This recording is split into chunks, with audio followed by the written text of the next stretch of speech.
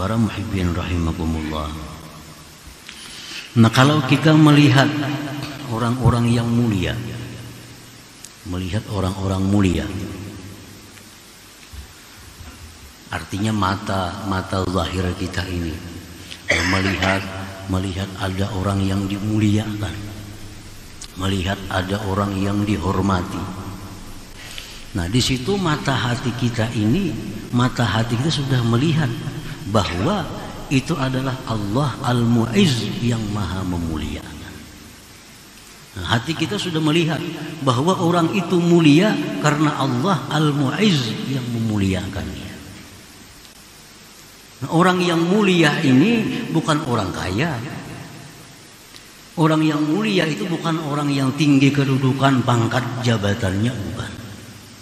Tetapi orang yang mulia itu adalah orang yang dekat dengan sumber kemuliaan, yaitu Allah Subhanahu wa ta'ala. Orang yang sangat takwa kepada Allah, itulah orang mulia. Jadi kalau kita melihat ada orang yang sangat takwa, maka di situ mata hati kita melihat bahwa Allahul Mu'izz, Allah yang memuliakan itu. Allah bila ingin memuliakan hambanya, maka Allah dekatkan hamba itu kepadanya. Maka jadilah dia orang yang paling takwa. Jadilah hamba itu orang yang selalu melaksanakan apa yang diperintah dan jauh dari yang dilarang oleh Allah. Nah, para muhibbin rahimakumullah, bila kita melihat ada orang-orang yang hina, orang hina ini bukan buruh, Nah, orang hina ini bukan pembantu, orang hina ini bukan pesuruh, orang hina ini bukan orang miskin, orang hina ini bukan orang cacat.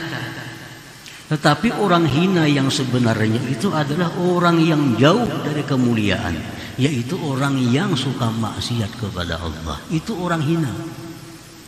Itu orang hina. Orang yang menghambur-hamburkan nikmat di jalan yang tidak diridai Allah, itu orang hina. Kalau kita melihat ada orang-orang maksiat, mata zahir kita melihat orang-orang yang membuang-buang duit untuk hal-hal maksiat, hal-hal yang tidak ada manfaatnya di akhirat. Nah, mata hati kita melihat itulah orang hina.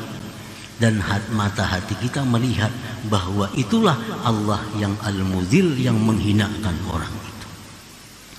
Nah, para muhibbin rahimakumullah, jadi Allah itu kalau menghinakan seseorang bukan berarti orang itu dimiskinkan oleh Allah, bukan. Bukan berarti orang itu diturunkan dari jabatannya, bukan. Orang yang dihinakan Allah itu orang yang selalu maksiat kepada Allah, orang yang selalu lupa kepada Allah, orang yang selalu menentang hukum Allah, itu orang yang hina. Nah, jadi kita melihat ahli-ahli maksiat, di situ sangat nampak bahwa Allah itu Al-Mudzil, Allah yang maha menghinakan mereka itu.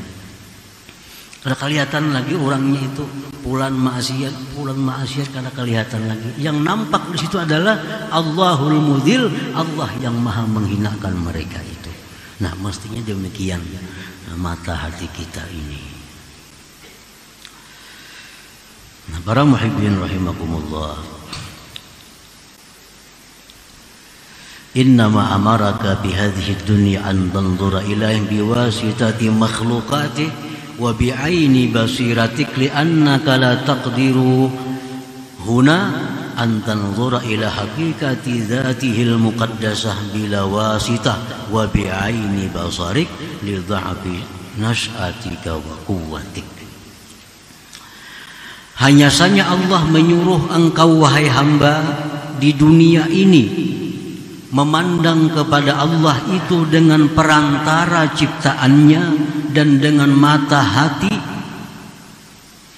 Allah menyuruh kita memandang Allah di dunia ini melalui perantara ciptaan-ciptaannya, dan itu pun menggunakan mata hati.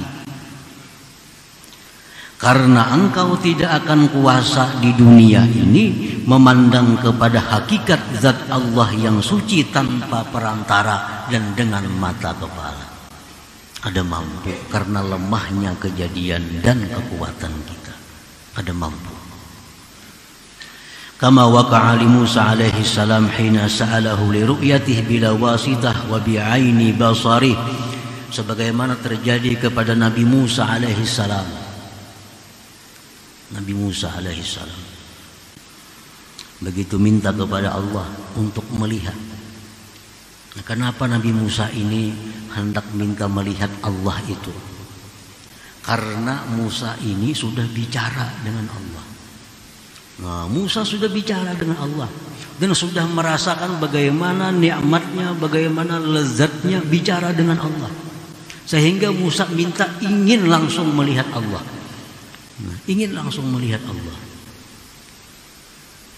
Namun kita kada tahu apa-apa dengan orang, kita kada hendak ketemu, kada hendak melihat orang itu. Men orang ini bakal menyusahkan, kita kada hendak bertemu. Ini Musa sudah merasa bepandir lawan Tuhan, sudah begitu lezat, sudah begitu nikmat. Nah, diceritakan bahwa Nabi Musa ini di dalam beberapa tafsir Al-Khazin, Al-Baghawi dan lain-lainnya, Nabi Musa ini begitu selesai mukalamah berbicara dengan Allah, Nabi Musa ini pulang ke rumah. Bini Sidin begitu melihat Nabi Musa siup. Kenapa siup? Karena pancaran cahaya yang luar biasa di wajah Nabi Musa itu. Nah, ini hanya bakas bepandir lawan Allah, apalagi bakas melihat Allah. Kalau ujar bini Nabi Musa sesudah sadar, wahai Musa, jadikanlah aku istri engkau di dalam surga nanti. Ujar Musa, dikabulkan Allah, asalkan engkau tidak kawin sesudah aku meninggal dunia. Karena suami engkau di akhirat kelak suami yang terakhir dalam hidup engkau. Ini dalam beberapa tafsir Al-Khazin, Al-Baghawi, tafsir As-Sawi adalah jalan lain pun ada diceritakan kisah itu. Nah, Musa ini minta kepada Allah melihat langsung. Minta melihat langsung kepada Allah. Allah berfirman, qala lan tarani, ujar Tuhan, engkau tidak akan bisa melihat aku wahai Musa. Engkau tidak akan bisa melihat aku. Walakin inzur ilal jabal, tetapi lihatlah itu gunung. Itu gunung. Ujar Ibnu Abbas, gunung itu namanya Az-Zabir. Bukit Az-Zabir. Gunung Az-Zabir. Fa in istaqarra makanah fasawfa tarani. Jika gunung itu tetap pada posisinya, tetap pada keadaannya, maka engkau bisa melihat aku. Tapi kalau gunung itu hancur, apalagi engkau manusia yang lemah. Falamma tajalla rabbuhu lil jabal ja'alahu dakka wa kharra Musa sa'iqa. Manakala Allah menampakkan cahayanya, ujar ahli tafsir hanya sekedar ujung kelingkingan. Allah membuka cahayanya kepada gunung yang besar yang kukuh Zabir tadi. Ja'alahu dakka, gunung itu terbang hancur berkeping-keping. Dan wa kharra Musa sa'ika, Musa pun tersungkur pingsan. Gunung tadi terbang hancur.